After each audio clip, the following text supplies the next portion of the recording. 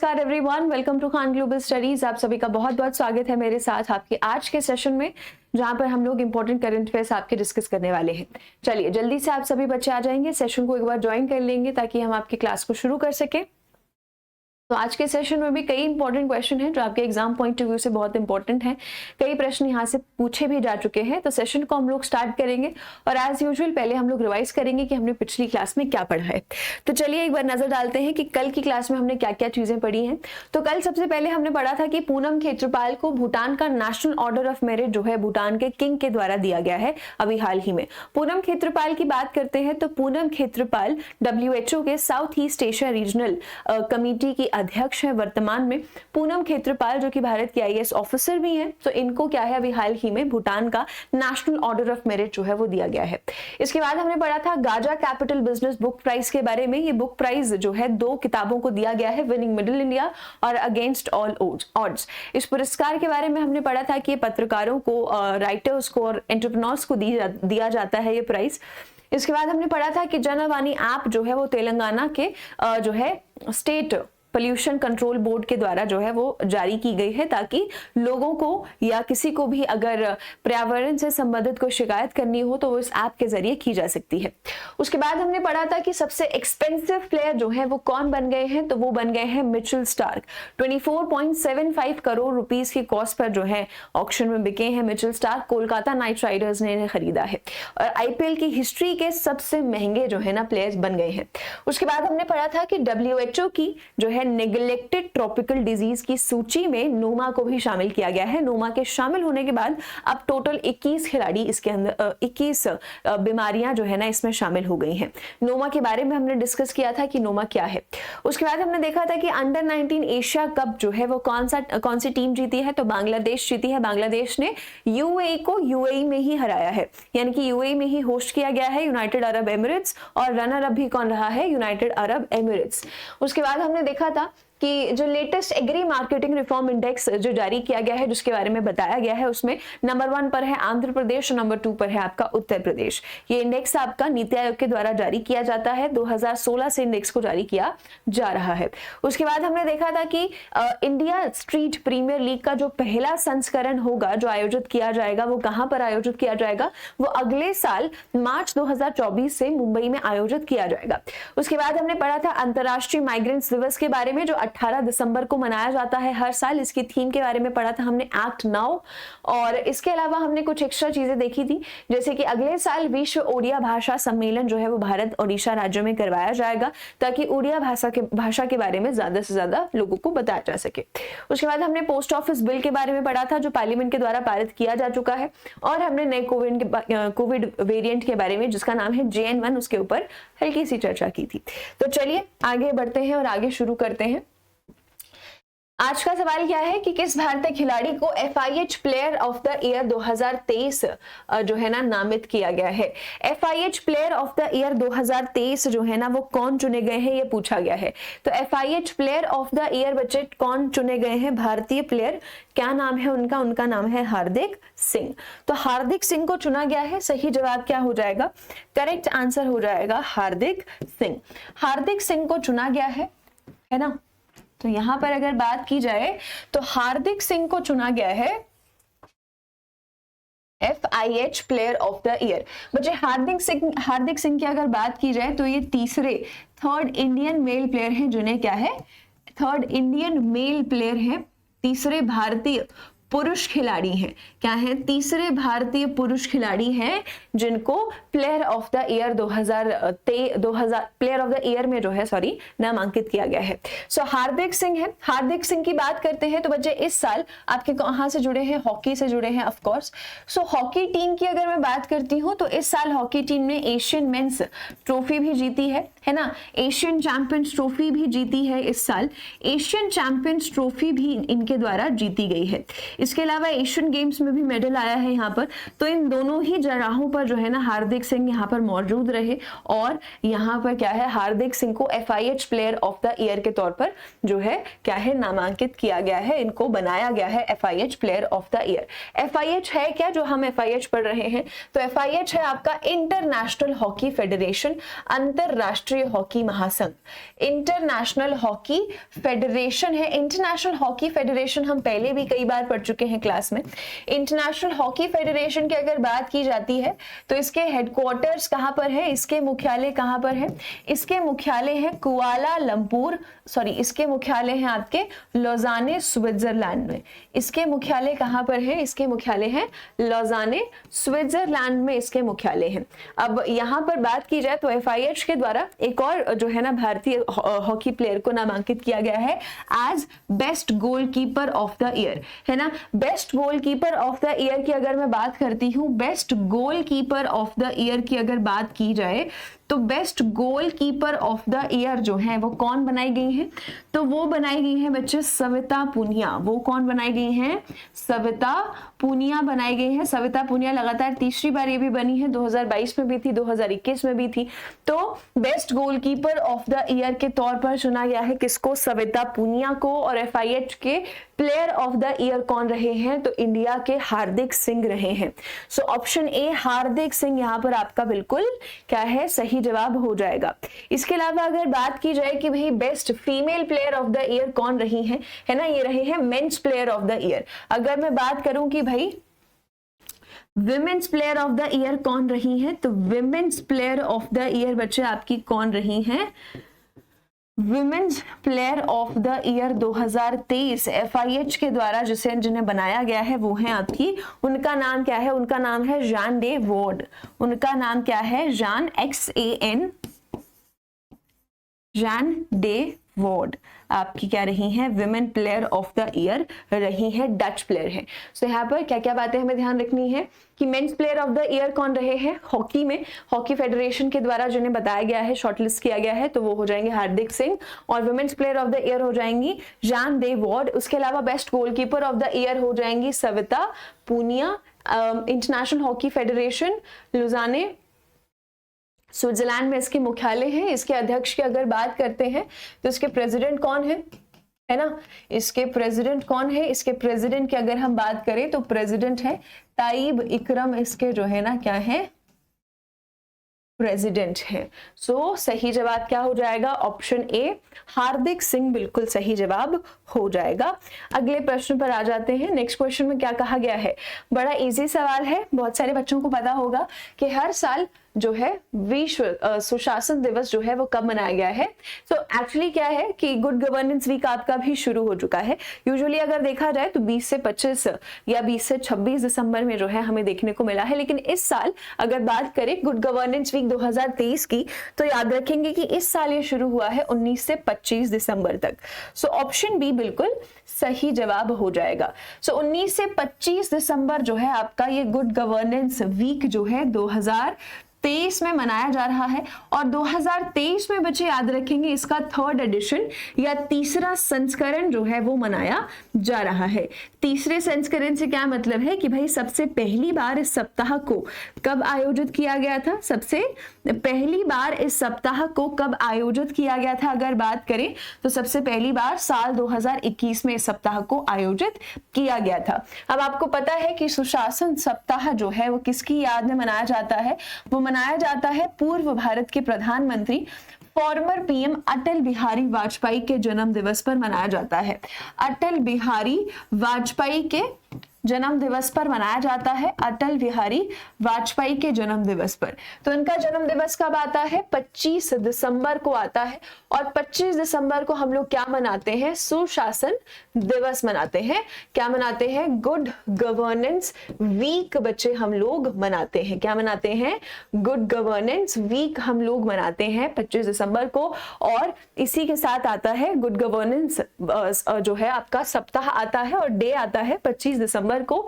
इसके अलावा बात करें तो ये जो तीसरा संस्करण है इसका उद्घाटन अभी हाल ही में केंद्रीय मंत्री के द्वारा किया गया है इस साल, तो वो भी ध्यान रख लेंगे। अगर हम बात करें कि भाई उद्घाटन किसके द्वारा किया गया है, तो उद्घाटन किया गया है जितेंद्र सिंह के द्वारा।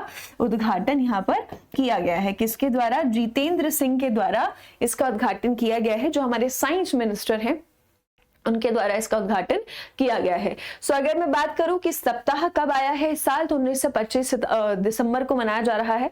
इसके अलावा अगर बात करें कि जो दिन है आपका सुशासन दिवस है वो कब आ जाएगा, वो आ जाएगा 25 दिसंबर को आ जाएगा। सो करेक्ट आंसर क्या हो गया है, करेक्ट आंसर हो गया है ऑप्शन बी 1925 दिसंबर। आगे आते हैं, बोला गया है कि दिसंबर 2023 में साहसिक पर्यटन पर राष्ट्रीय सम्मेलन की मेजबानी जो है वो किस राज्य ने की है। सो नेशनल कॉन्फ्रेंस हुई है आपकी, राष्ट्रीय स्तर पर यह सम्मेलन करवाया गया है। बोला गया है कि कौन से राज्य में हुआ है, राजस्थान, महाराष्ट्र, मध्य प्रदेश या फिर गुजरात। तो करेक्ट आंसर यहाँ पर क्या हो जाएगा बच्चे, अगर आपका आंसर है ऑप्शन डी तो बिल्कुल सही जवाब है। गुजरात में इसका आयोजन किया गया है अभी हाल ही में। गुजरात के एकता नगर में इसका आयोजन किया गया है ना, गुजरात के एकता नगर में इसका आयोजन बच्चे किया गया है। इसकी थीम भी रही है, इसका विषय क्या रखा गया है, इसका विषय रखा गया है, इसकी थीम क्या रखी गई है, इसकी थीम रखी गई है विकसित भारत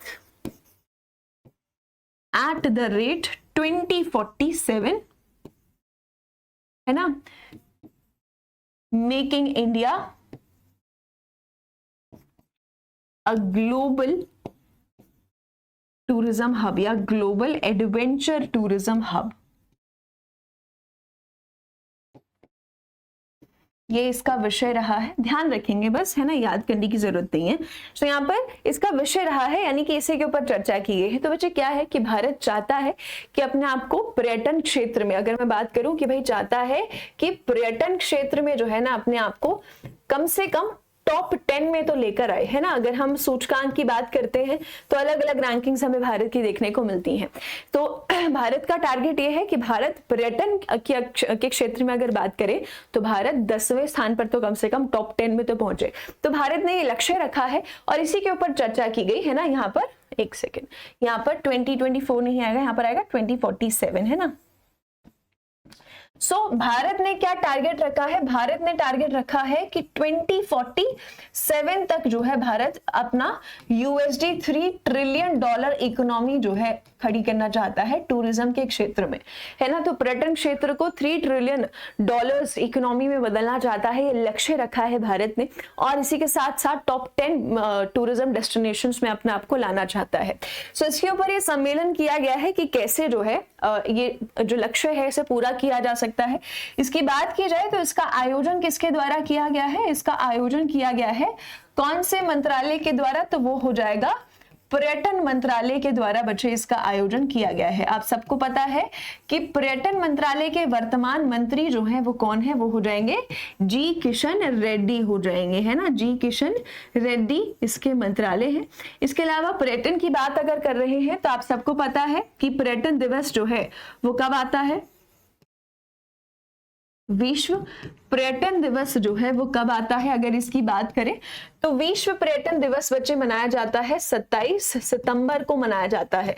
कब मनाया जाता है, 27 सितंबर को मनाया जाता है विश्व पर्यटन दिवस। सो करेक्ट आंसर क्या हो जाएगा, गुजरात में भी हाल ही में क्या है ये राष्ट्रीय सम्मेलन पर्यटन के ऊपर जो है वो किया गया है। ऑप्शन डी गुजरात बिल्कुल सही जवाब हो जाएगा। आगे आते हैं, अगले प्रश्न में क्या बोला गया है, बोला गया है कि दिसंबर 2023 में किस देश ने हिंद महासागर नौसेना संगोष्ठी प्रमुखों के सम्मेलन की मेजबानी की है। Which nation hosted the Indian Ocean Naval Symposium conclave of chiefs. So क्या बोला गया है कि भाई IONS का जो सम्मेलन हुआ है जिसमें चीफ आए हैं, प्रमुख लोग आए हैं, शामिल हुए हैं, वो कहां पर हुआ है। सो करेक्ट आंसर यहाँ पर क्या हो जाएगा, यहाँ पर सही जवाब हो जाएगा आपका, कहां पर हुआ है, थाईलैंड में हुआ है बच्चे। कहां पर हुआ है, थाईलैंड में हुआ है। क्या है ये IONS, इसकी अगर बात की जाए तो पहली बात तो ऑप्शन डी बिल्कुल करेक्ट आंसर है। जो थाईलैंड की रॉयल थाई नेवी है उसके द्वारा, रॉयल थाई नेवी है इसके द्वारा क्या है आयोजन किया जा रहा है, रॉयल थाई नेवी। तो ये बैंकॉक थाईलैंड में आपका ये जो सम्मेलन है बैंकॉक थाईलैंड में करवाया गया है। सो IONS की अगर मैं बात करती हूँ इंडियन ओशन नेवल सिंपोजियम की, तो IONS जो है वो स्थापित हुआ था साल 2000 2007 में कि इंडियन ओशन के आसपास जो भी देश है ना, उस रीजन के आसपास जो भी देश पड़ते हैं, उन्होंने अपना एक ग्रुप बनाया हुआ है और वहां पर समुद्री मुद्दों से इस सिंपोजियम में जो है समुद्री मुद्दों से संबंधित जो है चर्चा की जाती है। ठीक, सो IONS कब स्थापित हुआ है? 2007 में स्थापित हुआ है।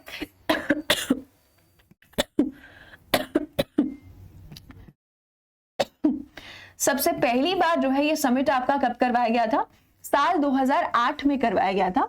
उस वक्त भारत जो है ना इसका अध्यक्ष हुआ करता था। भारत 2008 से 10 तक इसका अध्यक्ष रहा था। अभी जो है थाईलैंड इसका अध्यक्ष है। अब अगले साल से भी फिर से इंडिया इसका अध्यक्ष बनने वाला है ना। भारत रहेगा 2025 से 2027 तक इसका अध्यक्ष जो है वो रहने वाला है। तो IONS का जो ये सम्मेलन है वो भी हाल ही में कहां पर हुआ है? ये हमें देखने को मिला है थाईलैंड में। यहाँ पर भारत की तरफ से हमारे नौसेना स्टाफ के प्रमुख भी शामिल रहे हैं, चीफ ऑफ नेवल स्टाफ भी यहाँ पर शामिल रहे हैं। चीफ ऑफ नेवल स्टाफ कौन है? सबको पता है, आर हरि कुमार है। कौन है? आर हरि कुमार आपके चीफ ऑफ नेवल स्टाफ है ना। सो IONS कॉन्क्लेव जो है वो कहां पर हुआ है? थाईलैंड में। इस सम्मेलन में जो प्रमुख हैं अलग अलग देशों की नौसेनाओं के, उन्होंने भाग लिया। जैसे भारत की तरफ से रहे आर हरि कुमार, तो वैसे ही और अलग अलग देशों के नौसेनाओं में से वहां के प्रमुख जो है वो मौजूद रहे। इसके अलावा IONS की बात करते हैं तो इसका एक अभ्यास भी हो चुका है जिसका नाम है IMAX 2022। इसका आयोजन जो है वो गोवा में किया गया था पिछले साल। सो पहला संस्करण हुआ था जहां पर इन्होंने, इन सारे देशों ने मिलकर क्या है आपका आयोजन किया था। करेक्ट आंसर क्या हो जाएगा? ऑप्शन डी, थाईलैंड बिल्कुल सही जवाब हो जाएगा। आगे आते हैं, बड़ा इंपॉर्टेंट प्रश्न है आपका। यहां पर अगर बात करें कि मेजर ध्यानचंद खेल रत्न पुरस्कार 2023 के लिए किसे चुना गया है, तो सात्विक साईराज रंकी रेड्डी, चिराग शेट्टी, नीरज चोपड़ा या फिर बोथ ए एंड बी। तो बच्चे करेक्ट आंसर क्या हो जाएगा यहाँ पर? अगर बात करें तो खेल रत्न जो है ना अवार्ड किसके लिए, अवार्ड के लिए किसको चुना गया है? तो 2 खिलाड़ियों को चुना गया है। दोनों खिलाड़ी कौन से हैं? सात्विक साईराज रंकी रेड्डी और चिराग शेट्टी हैं, है ना। तो चिराग शेट्टी और सात्विक साईराज दोनों को चुना गया है। दोनों ही खिलाड़ी बैडमिंटन से जुड़े हुए हैं। आपको पता है कि इस साल दोनों ही खिलाड़ियों ने साथ मिलकर कई बेहतरीन परफॉर्मेंसेस दी हैं, कई टूर्नामेंट्स इन्होंने जीते हैं, चाहे स्विस ओपन हो, चाहे कोरिया ओपन हो, चाहे इंडोनेशिया ओपन हो, चाहे एशियन गेम्स की हम लोग बात करें, चाहे सात्विक साईराज के द्वारा नेशनल रिकॉर्ड, इंटरनेशनल रिकॉर्ड तोड़ने की बात हो, तो कई सारे टूर्नामेंट्स इन्होंने जीते हैं। तो मेजर ध्यानचंद खेल रत्न पुरस्कार के लिए चुना गया है। तो कुछ वक्त पहले हमने ये प्रश्न किया था कि भारत ने कौन से 6 मुख्य प्रकार के, एक शॉर्ट वीडियो भी डाली थी मैंने कि भारत में 6 मुख्य प्रकार के कौन से जो है ना आपके राष्ट्रीय खेल पुरस्कार हैं जो दिए जाते हैं। तो खेल रत्न सबसे बड़ा खेल पुरस्कार है भारत का, जो कि भारत सरकार के द्वारा दिया जाता है। इन पुरस्कारों की बात करते हैं तो ये पुरस्कार आपके अगले साल 29 अगस्त को दिए जाएंगे। 29 अगस्त को क्या आता है? 29 अगस्त को आता है बच्चे राष्ट्रीय खेल दिवस। तो राष्ट्रीय खेल दिवस के अवसर पर, राष्ट्रीय खेल दिवस के अवसर पर ये पुरस्कार दिए जाएंगे, है ना। और ये पुरस्कार किसके द्वारा दिए जाएंगे? ये पुरस्कार राष्ट्रपति के द्वारा दिए जाएंगे। तो एक बार हम लोग देख लेंगे कि कौन से खिलाड़ी हैं, है ना। एक बार नजर मार लेंगे क्योंकि कई बार आपसे पूछ लिया जाता है कि ये कौन से खेल से जुड़े हुए हैं जिनको अर्जुना अवार्ड या जिनको खेल रत्न मिला है। तो खेल रत्न तो 2 ही खिलाड़ियों को मिल रहा है ना। तो यहाँ पर एक बार हम सूची पर बस नजर डालेंगे। तो बात करें तो खेलचंद रत्न पुरस्कार है, ये भारत का सबसे बड़ा खेल पुरस्कार है, ठीक है, सबसे बड़ा खेल पुरस्कार है। और इसमें जो राशि दी जाती है वो कितनी दी जाती है? सबसे बड़ा खेल पुरस्कार है और इसमें जो राशि दी जाती है वो कितनी दी जाती है? तो दिए जाते हैं 25 लाख रुपए, है ना। यहाँ पर मैं आपको एक और बात बता देती हूँ कि पहले जो है ना इसका क्या नाम हुआ करता था? पहले नाम जो है इसका क्या हुआ करता था? तो पहले राजीव गांधी खेल रत्न अवार्ड हुआ करता था। पहले हुआ करता था राजीव गांधी खेल रत्न अवार्ड हुआ करता था। फिर क्या है, फिर साल 2021 में इसका नाम जो है वो बदला गया और इसका नाम कर दिया गया ध्यानचंद खेल रत्न अवार्ड। क्या कर दिया गया? ध्यानचंद खेल रत्न अवार्ड कर दिया गया, है ना। ध्यानचंद खेल रत्न, तो खेल रत्न है जैसे भारत रत्न है भारत का सर्वोच्च, वैसे ही खेल रत्न है खेल में सर्वोच्च पुरस्कार। ध्यान रखेंगे ये पुरस्कार 1991 से 92 में स्थापित हुआ है। इस साल 2 खिलाड़ियों ने इसे जीता है, दोनों ही बैडमिंटन के बहुत ही मशहूर खिलाड़ी हैं, चिराग शेट्टी और सात्विक साईराज। रेड्डी, सत्य रंकी रेड्डी।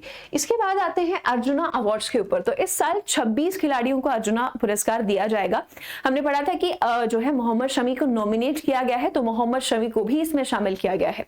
अर्जुना पुरस्कार की बच्चे अगर हम बात करते हैं तो ये स्थापित हुआ है 1961 में, और इसमें जो राशि दी जाती है खिलाड़ियों को तो वो होती है 15 लाख रुपए की राशि जो है यहाँ पर खिलाड़ियों को दी जाती है। ठीक, याद रखेंगे कि इस साल 26 खिलाड़ियों को दिया गया है अर्जुना पुरस्कार, और खेल रत्न के स्थापित होने से पहले जो है ये भारत का सबसे बड़ा खेल पुरस्कार हुआ करता था, लेकिन अब जो है क्या है, ये दूसरे स्थान पर आ गया है। तो एक बार देख लेते हैं, यहाँ पर दिया जा रहा है आर्चरी से संबंधित ओजस प्रवीण देवतले को। आदित्य गोपीचंद स्वामी का नाम आपने जरूर सुना होगा अगर आप सीए फॉलो करते हैं तो कई सारे प्लेयर्स के नाम आपको पढ़े हुए मिलेंगे। आपको ये भी पता होगा कि कहाँ कहाँ मेडल जीता है अगर सीए पढ़ा है तो आर्चरी से संबंधित है। श्री शंकर एम है आपके एथलेटिक्स से जुड़े हुए, पारुल चौधरी है एथलेटिक्स की, मोहम्मद हुसामुद्दीन है बॉक्सिंग के, आर वैशाली है जो कि भारत की क्या बनी है 84th ग्रैंड मास्टर भी बनी है। चेस से संबंधित है, पता है आपको, इन्हीं के कोच को द्रोणाचार्य पुरस्कार भी जो है दिया जाएगा, नॉमिनेट जो है नाम जो है इनका दिया गया है, अभी आगे देखेंगे। उसके अलावा अनुष अग्रवाल हैं हॉर्स राइडिंग से जुड़े हुए हैं, इनको भी दिया जाएगा। ठीक है, दिव्यकृति सिंह है जो कि हॉर्स राइडिंग ड्रेसेज से जुड़ी हुई हैं, दीक्षा दागर हैं जो कि गोल्फ से जुड़ी हुई हैं। इसके अलावा कृष्णा बहादुर पाठक हैं जो हॉकी से जुड़े हुए हैं, पीएस चानू हैं हॉकी से जुड़े हुए हैं, पवन कुमार कबड्डी के हैं, पवन कुमार का नाम आपने जरूर सुना होगा, ऋतु नेगी हैं कबड्डी की हैं, नासरीन खो खो से जुड़ी हैं, पिंकी हैं आपकी जो कि लॉन बॉल से जुड़ी हुई हैं।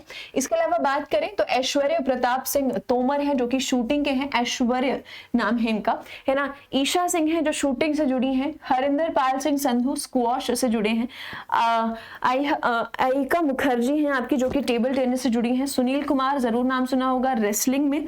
इसके अलावा बात करें तो अंतिम पंघाल हैं, अंतिम पंघाल की बात करें तो उनको UWW rising star of the year के तौर पर भी अभी नामित किया गया है, ये हमने पढ़ा है, rising star of the year के तौर पर भी क्या है इनको नामित किया गया है। तो ये तो पता ही है कि ये रेसलिंग से जुड़ी है। रोशिबिना देवी वुशु से जुड़ी हैं, एशियन गेम्स में मेडल लेकर आई थी, वहां से ज्यादा मशहूर हुई हैं।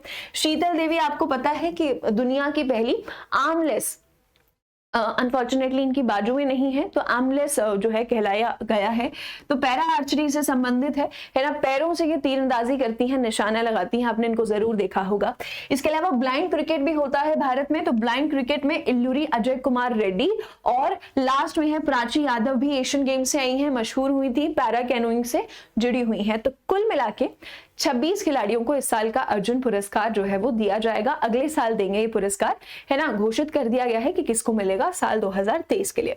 आगे आ जाते हैं द्रोणाचार्य पुरस्कार पर। तो द्रोणाचार्य पुरस्कार की अगर बात करें तो ये कब स्थापित हुआ है, 1985 में स्थापित हुआ है। इसमें भी 15 लाख रुपए की राशि बच्चे दी जाती है।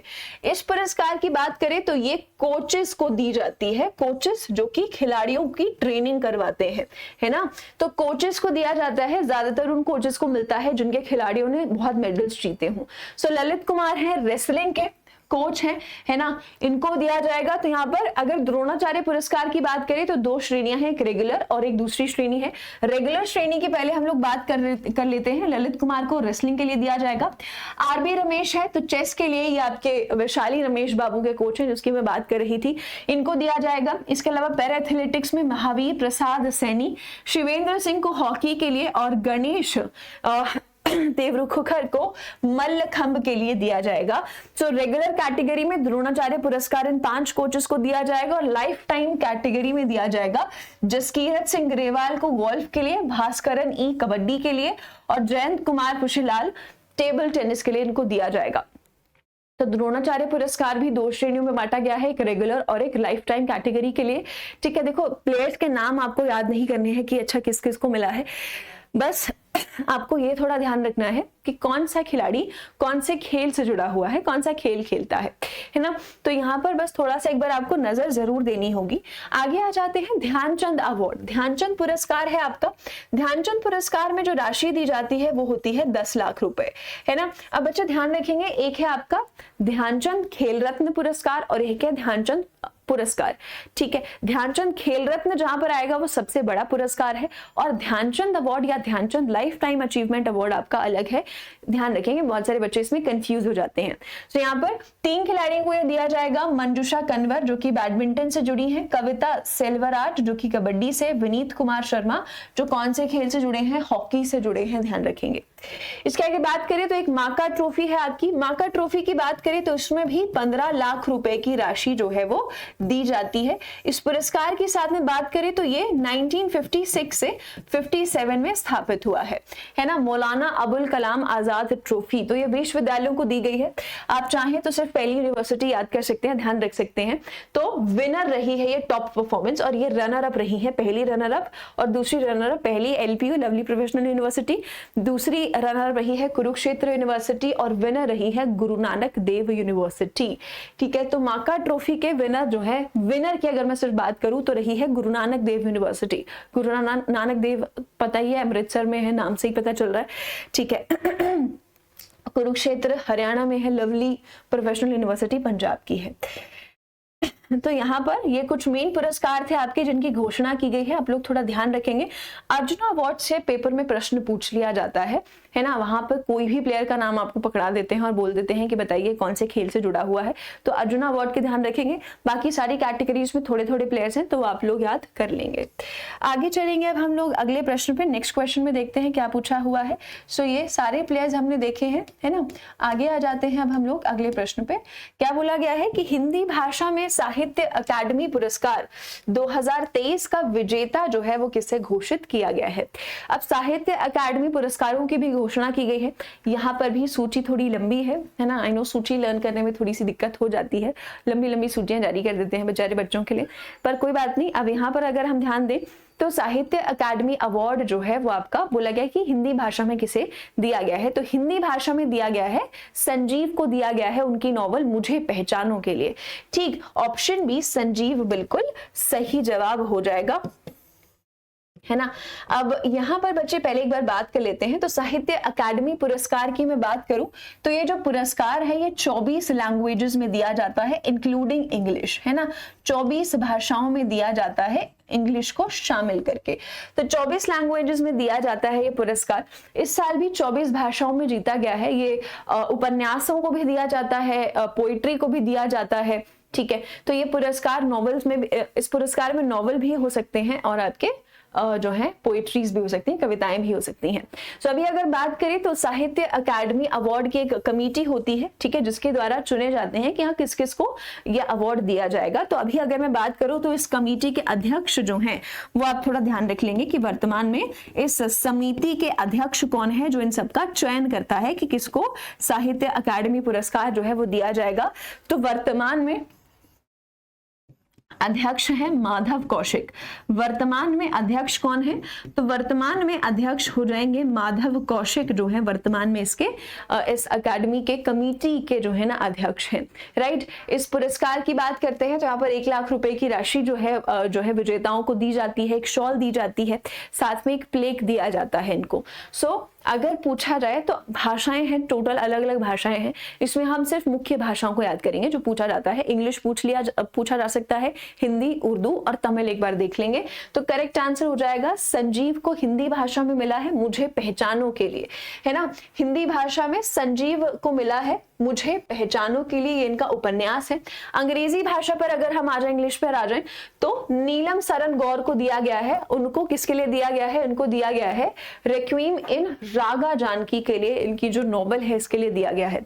उसके अलावा उर्दू की बात करें तो सादिका नवाब सहेर को दिया गया है, इनको दिया गया है उनके उपन्यास राजदेव की अमराई के लिए दिया गया है।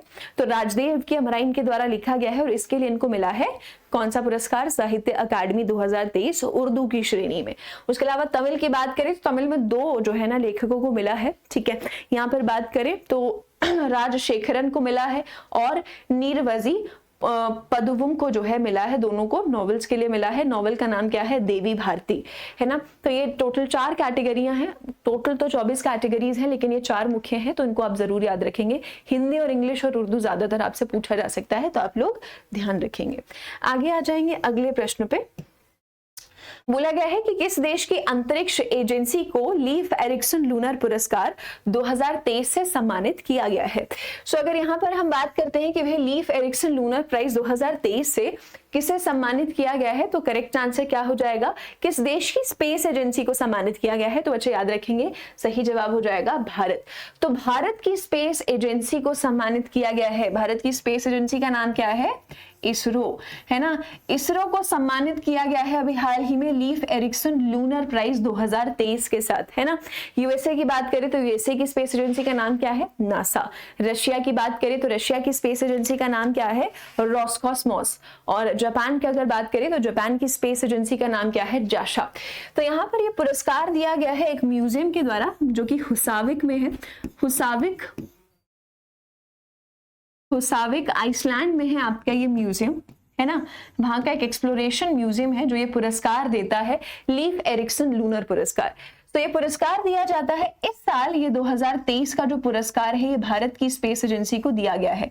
भारत की स्पेस एजेंसी को क्यों दिया गया है, दिया गया है बच्चे चंद्रयान 3 मिशन के लिए, है ना। अब चंद्रयान 3 मिशन की बात करते हैं तो ये आप सबको पता ही है वैसे तो, है ना, लेकिन मैं फिर भी एक बार रिवाइज करवा देती हूँ। चंद्रयान 3 के तहत क्या हुआ था, सबसे पहला टारगेट हमने अचीव किया था कि हमें सॉफ्ट लैंडिंग करनी थी चांद पर। तो हमारे लैंडर का यहाँ पर नाम क्या था बच्चे, विक्रम नाम था, है ना। विक्रम लैंडर था हमारा, और इसी के साथ साथ प्रज्ञान जो है हमारा रोवर था। तो ये दो हमारे जो है ना मेन हीरो थे चंद्रयान मिशन के। विक्रम ने लैंडिंग करवाई सफल, और रोवर की वजह से हम आगे की चीजें कर पाए, आगे का डेटा जो है थोड़ा बहुत इकट्ठा कर पाए। तो चंद्रयान 3 की बदौलत ही भारत पहला देश बना है जो कि चांद के साउथ पोल पर जो है पहुंचा है ना। सो चंद्रयान 3 मिशन के सफल होने पर जो है इसके लिए जो भी कंट्रीब्यूशन रहा है भारत का स्पेस रिसर्च में, उसके लिए क्या है, लीफ एरिक्सन लूनर प्राइज 2023 जो है भारत को भी हाल ही में दिया गया है। सो ऑप्शन सी यहाँ पर आपका बिल्कुल सही जवाब हो जाएगा। इसरो की बात करते हैं तो आप सबको पता है कि 1969 में स्थापित हुआ है। मुख्यालय यानी कि HQ यानी हेडक्वार्टर जो है वो कहाँ पर है, तो वो हो जाएंगे बेंगलुरु में। बेंगलुरु में मुख्यालय है इसरो के। इसके अलावा चीफ जो है वो कौन है अभी इसरो के चीफ कौन है, तो वो हो जाएंगे S सोमनाथ जो है ना अभी वर्तमान में इसरो के चीफ आपके हो जाएंगे। सो सही जवाब क्या हो जाएगा यहाँ पर, इंडिया बिल्कुल करेक्ट आंसर हो जाएगा। नेक्स्ट पर चलते हैं अगले प्रश्न पे, आगे आ जाते हैं। बोला गया है संयुक्त राष्ट्र ने किस वर्ष को कैमलिट्स का वर्ष घोषित किया है, 2023, 24, 25 या फिर 26। So International year of Camelids, camel से ही बना है कैमलिड्स, तो एक प्रजाति ही है कैमल परिवार की कैमलिड्स। अगर इसकी बात करें तो इसका जो ईयर है वो कौन सा घोषित किया गया है, तो वो घोषित किया गया है 2024 घोषित किया गया है। ये प्रश्न भी हाल ही में MP के एग्जाम में भी पूछा गया है। सो 2024 को घोषित किया गया as international year of camelids. Camelids अगर आप सर्च करेंगे तो कैमल्स की ही एक प्रजाति आपको देखने को मिलेगी, बहुत क्यूट सी है। तो यहाँ पर 2024 बिल्कुल सही जवाब हो जाएगा। UN के द्वारा इनको डेजिग्नेट किया गया है ताकि कैमलिट्स के बारे में भी लोगों को ज्यादा से ज्यादा जानकारी हो, उसके बारे में भी लोगों को पता हो। 2023 की बात करें तो आपको पता है कि ये इंटरनेशनल ईयर ऑफ मिलेट्स है, UN के द्वारा जो डिक्लेयर किया गया है। इंटरनेशनल ईयर ऑफ मिलेट्स है 2023, है ना, ये तो आपको पता ही है। और 2024 को घोषित किया गया है as international year of Camelids. So correct answer क्या हो जाएगा, ऑप्शन 2024 बिल्कुल सही जवाब हो जाएगा। UN के बारे में आपको पता ही है कि UN क्या है, यूनाइटेड नेशंस, संयुक्त राष्ट्र है UN, और इसकी स्थापना जो है यूनाइटेड नेशंस यानी संयुक्त राष्ट्र, इसकी स्थापना कब हुई है, 1945, न्यूयॉर्क में इसके मुख्यालय है ना।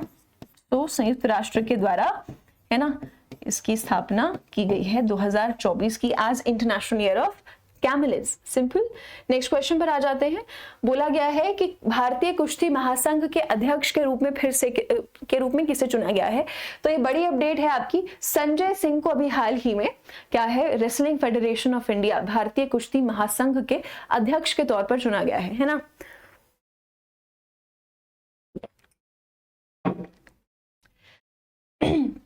अब बच्चे यहां पर बात करते हैं, थोड़ी सी स्टोरी बता देती हूं मैं आपको। तो आपको पता है कि इस साल कई रेसलर्स के द्वारा प्रोटेस्ट किया गया था, है ना। कई रेसलर्स ने हड़ताल की थी, प्रोटेस्ट किया था कि जो भारतीय कुश्ती महासंघ है इसके जो पूर्व अध्यक्ष थे, पूर्व प्रेसिडेंट थे बृजभूषण सिंह, इनके खिलाफ जो है प्रोटेस्ट की गई थी। कई फीमेल रेसलर्स के द्वारा कहा गया था इन पर जो है छेड़छाड़ का आरोप, सेक्सुअल हैरेसमेंट का आरोप जो है, और कई सारी अलग अलग तरह के आरोप जो है इन पर लगाए गए थे। जिसके बाद कई बड़े बड़े प्लेयर्स, बड़े बड़े रेसलर्स, साक्षी मलिक जैसे है ना, बजरंग पुनिया जैसे बड़े बड़े रेसलर्स जो है वो क्या है इस प्रोटेस्ट में जो है शामिल रहे थे। जंतर मंतर में कई दिनों तक ये प्रोटेस्ट चली थी, है ना, और डिमांड ये थी कि बृजभूषण सिंह पर कोई जो है फैसला लिया जाए, उन पर मुकदमा लिया जाए, उनको हटाया जाए और नए इलेक्शंस करवाए जाए, नया अध्यक्ष बनाया जाए। ठीक है, जिसके बाद बहुत कुछ हुआ, बहुत सारी मीडिया में जो है ना बातचीत चली। तो वर्ल्ड रेसलिंग नहीं, United wrestling federation of India की अगर बात करें तो रेसलिंग फेडरेशन ऑफ इंडिया में इलेक्शंस जो है कई लंबे समय से जो है ना रुके हुए थे। जिसके बाद रिसेंटली भारत के इस कुश्ती महासंघ को यूनाइटेड वर्ल्ड रेसलिंग, जो कि विश्व जो है ना कुश्ती चैंपियनशिप देखता है, विश्व स्तर पर कुश्ती को मैनेज करता है, इसके द्वारा भारत के रेसलिंग फेडरेशन को सस्पेंड कर दिया गया कि आप लोग टाइम पर इलेक्शंस नहीं करवा रहे हैं। इस वजह से क्या है इसको सस्पेंड किया गया। जिसके बाद इसका मतलब क्या हो गया कि अगर कोई भी खिलाड़ी मान लो अंतरराष्ट्रीय चैंपियनशिप में जाता है तो वहां भारत का नाम नहीं आएगा कि ये भारत का खिलाड़ी है। हाँ, मान लिया जाएगा कि ठीक है मेडल जीता है, लेकिन भारत का नाम वहां पर कहीं भी नहीं आएगा कि हाँ भारत के खिलाड़ी ने जीता है। तो यूडब्ल्यूडब्ल्यू के द्वारा सस्पेंड भी किया गया। जिसके बाद अभी रिसेंट अपडेट यह आया है कि इसके नए अध्यक्ष जो हैं वो कौन बन गए हैं, वो बन गए हैं संजय सिंह। लेकिन ट्विस्ट यहाँ पर थोड़ा सा ये है कि संजय सिंह जो है वो बृजभूषण सिंह के ही करीबी हैं, बहुत क्लोज है इनके, तो इन्हीं के करीबी हैं। और इसीलिए क्या है अभी रिसेंटली साक्षी मलिक ने रिटायरमेंट की घोषणा कर दी है ना। साक्षी मलिक ने संन्यास लेने का जो है डिसीजन लिया है। उन्होंने कहा है कि वो अगर उनका कहना है कि अगर बृजभूषण सिंह का ही कोई इतना करीबी जो है ना अगर इस संघ का जो है अध्यक्ष बनता है तो वो रेसलिंग जो है वो नहीं खेलेंगी, वो काम नहीं करेंगी। तो उन्होंने रिटायरमेंट का फैसला लिया है। तो साक्षी मलिक की बात करें तो ये भी रेसलिंग से जुड़ी हुई है। तो अभी हाल ही में नए अध्यक्ष जो है रेसलिंग फेडरेशन ऑफ इंडिया के, वो कौन बने हैं, वो बन गए हैं संजय सिंह बन गए हैं। भारतीय कुश्ती महासंघ की अगर बात की जाए तो ये स्थापित हुआ है 1958 में। इसके मुख्यालय जो है वो कहां है, वो नई दिल्ली में है। इसके अलावा दिलीप टिर्के की अगर हम बात करते हैं तो दिलीप टिर्के जो है हॉकी इंडिया के प्रेसिडेंट है ना, हॉकी इंडिया के प्रेसिडेंट है। सेशन स्टार्ट होते ही हमने अंतरराष्ट्रीय हॉकी फेडरेशन के बारे में पढ़ा था, ये भारत के लिए है। तो इसके अध्यक्ष जो हैं वो हो जाएंगे दिलीप टिर्के। आधव अर्जुन की बात करें तो ये बास्केटबॉल जो है ना बास्केटबॉल महासंघ के अध्यक्ष हैं, भारतीय बास्केटबॉल महासंघ के, बास्केटबॉल फेडरेशन ऑफ इंडिया के अध्यक्ष हैं। सो ऑप्शंस के हिसाब से करेक्ट आंसर क्या हो जाएगा, संजय सिंह को नया प्रेसिडेंट जो है क्या है इलेक्ट किया गया है अभी हाल ही में। ऑप्शन बी संजय सिंह बिल्कुल करेक्ट आंसर हो जाएगा। आगे आते हैं, बोला गया है कि अंतरराष्ट्रीय मानव एकजुटता दिवस जो है वो कब मनाया जाता है, 20, 21, 22 या फिर 23 दिसंबर। सो अंतरराष्ट्रीय जो एकजुटता दिवस है बच्चे, अगर इसकी बात की जाए तो ये कब मनाया जाता है, ये मनाया जाता है हर साल। करेक्ट आंसर हो जाएगा, ये कल पूछा था आपसे, तो 20 दिसंबर बिल्कुल सही जवाब हो जाएगा। 28 दिसंबर जो है बिल्कुल सही जवाब होगा। इस साल की बात करते हैं तो इस साल का जो विषय रहा है वो विषय क्या रहा है, थीम जो है वो क्या रही है, तो थीम रही है एडवोकेटिंग फॉर चेंज, है ना। थीम क्या रही है, तो थीम रही है एडवोकेटिंग फॉर चेंज जो है ना, क्या है इसका विषय रहा है, एडवोकेटिंग फॉर चेंज इसका विषय रहा है ना। सो ये दिन मनाया जाता है कि भाई जो कमजोर लोग हैं, जो जिन्हें ज्यादा चीजें सहनी पड़ती हैं, जो ज्यादा सफर करते हैं, उनके साथ ज्यादा मजबूत लोग जिनके पास ज्यादा अपॉर्चुनिटीज हैं वो खड़े रहें, उसे सॉलिडारिटी कहा जाता है। तो सॉलिडारिटी को एक मौलिक मूल्य के तौर पर जो है यूनाइटेड नेशंस ने क्या है डिक्लेयर किया था, एक्नॉलेज किया था साल 2005 में, जिसके बाद से ये दिन आपका हर साल 20 दिसंबर को मनाया जाता है। ठीक, इसके अलावा बात करते हैं आज की डेट की, है ना। तो आज जो है आपका क्या है, आज 22 दिसंबर है और आज क्या मनाया जाता है, राष्ट्रीय गणित दिवस मनाया जाता है, नेशनल मैथमेटिक्स डे मनाया जाता है। राष्ट्रीय गणित दिवस की बच्चे अगर मैं बात करती हूं तो राष्ट्रीय गणित दिवस आज ही क्यों मनाया जाता है, क्योंकि आज ही के दिन 22 दिसंबर को जो है जन्म हुआ था किसका, रामानुजन जी का जन्म हुआ था, है ना। तो आज ही के दिन श्रीनिवास रामानुजन जी का जन्म हुआ था। श्रीनिवास मैथमेटिक्स के लेजेंड थे रामानुजन, है ना। इनका जन्म हुआ था, इनकी बात करें तो इनका जन्म कौन से वर्ष में हुआ था, 1887 में इनका जन्म हुआ था। कहां पर, इरोड, तमिलनाडु में इनका जन्म जो है वो हुआ था। यहाँ पर अगर बात करते हैं तो इनका निधन हुआ था ट्यूबरक्लोसिस बीमारी की वजह से, 32 साल की उम्र में इनका निधन हो गया था। लेकिन मैथमेटिक्स की अगर हम बात करते हैं तो बहुत बड़े लेजेंड थे ये, है ना। बड़ी बड़ी इक्वेशंस को ऐसे ही सॉल्व कर लिया करते थे। तो श्रीनिवास रामानुजन का जन्म दिवस आता है 22 दिसंबर, इसलिए राष्ट्रीय गणित दिवस मनाया जाता है। इसके अलावा एक अंतरराष्ट्रीय गणित दिवस भी आपका मनाया जाता है। अगर मैं अंतरराष्ट्रीय गणित दिवस की बात करूं, है ना, अंतरराष्ट्रीय गणित दिवस की बच्चे अगर मैं बात करती हूं तो अंतरराष्ट्रीय गणित दिवस जो है, अंतरराष्ट्रीय गणित दिवस कब आता है, तो अंतरराष्ट्रीय गणित दिवस मनाया जाता है 14 मार्च को मनाया जाता है ना। कब मनाया जाता है, ये 14 मार्च को मनाया जाता है। तो ध्यान रखेंगे, अंतरराष्ट्रीय 14 मार्च और राष्ट्रीय गणित दिवस 22 दिसंबर को मनाया जाएगा। आगे आते हैं, कश्मीर में चिल्लाए कला जो है वो शुरू हो गया है। चिल्लाए कला जो है, क्या होता है चिल्लाए कला, कई बार आपने सुना होगा। तो चिल्लाए कला जो है वो कश्मीर में एक ऐसा पीरियड आता है जहां पर बहुत ज्यादा ठंड पड़ती है, जहां पर टेम्परेचर जो है माइनस से भी माइनस में चला जाता है और बहुत ठंड पड़ती है। तो ये कोल्डेस्ट फेज होता है, सबसे ज्यादा ठंड इसी फेज में पड़ती है।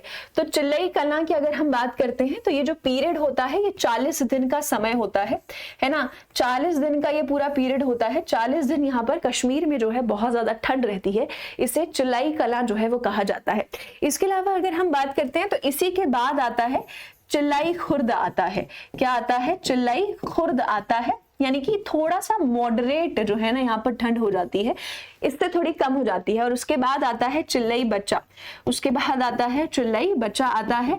ये जो आपका पीरियड होता है यहाँ पर ठंड जो है और कम हो जाती है। तो ये 3 पीरियड्स आते हैं। ये पीरियड जो है सर्दी के को इंडिकेट करते हैं कि ठंड का अलग अलग पीरियड जो है वो चल रहा है। तो चिल्लई कला कई जगह आपने सुना होगा, कई जगह न्यूज में रहता है कि चिल्लई कला जो है वो कहाँ होता है, तो वो जम्मू कश्मीर में।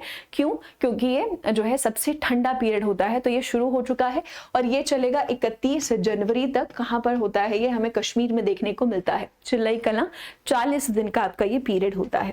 आगे आ जाते हैं, आईपीएस महेश्वर दयाल ने जेल महानिदेशक का पदभार संभाला है। So director general of prisons नियुक्त किए गए हैं अभी हाल ही में। डायरेक्टर जनरल ऑफ प्रिजन्स कौन बनाए गए हैं, आईपीएस ऑफिसर महेश्वर दयाल को बनाया गया है।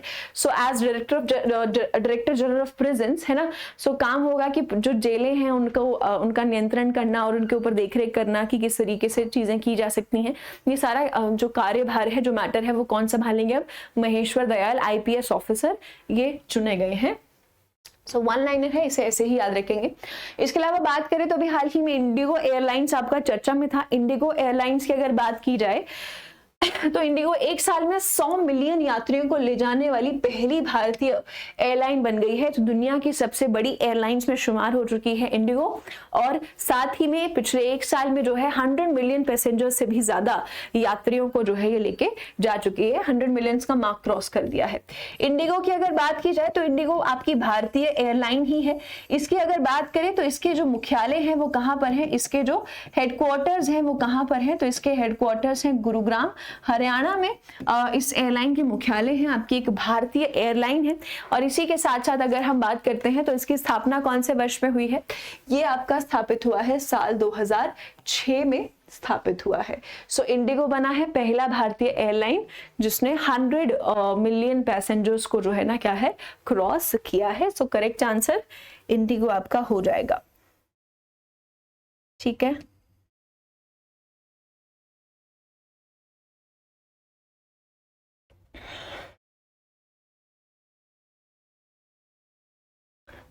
चलिए तो आपके आज के सेशन में इतना ही था, है ना। आपके आज के सेशन में इतना ही था। ये लिस्ट आप एक बार जरूर देखेंगे।